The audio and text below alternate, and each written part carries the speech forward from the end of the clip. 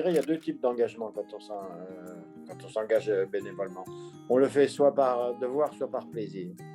Et j'ai envie de dire que je le fais plus par plaisir que par devoir. Ça ne me coûte pas du tout d'aller passer un moment à l'auberge de jeunesse. Voilà. Et je pense que oui, ça résume très bien ma pensée. C'est du plaisir. Le plaisir de construire quelque chose sans objectif financier, hein, parce que notre objectif, c'est pas de gagner le maximum d'argent. Notre objectif, c'est de faire venir le maximum de jeunes à l'auberge de jeunesse pour qu'ils puissent prendre des vacances pas trop chères.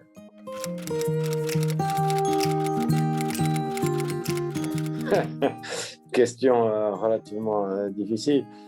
C'est ma philosophie de la vie. Quand on s'engage quelque part, c'est pour y aller pleinement. Hein. Et le risque, c'est quand on n'a pas de responsabilité dans une association, c'est qu'on reste un peu en marge. Alors moi, si j'ai un conseil à donner, impliquez-vous. C'est le conseil que je donne, impliquez-vous, même si on ne vous le demande pas. Parce que souvent, ceux qui n'ont pas de responsabilité dans un groupement, ils disent, mais on ne nous demande rien. Non, il ne faut pas attendre qu'on vous demande, il faut y aller, il faut foncer.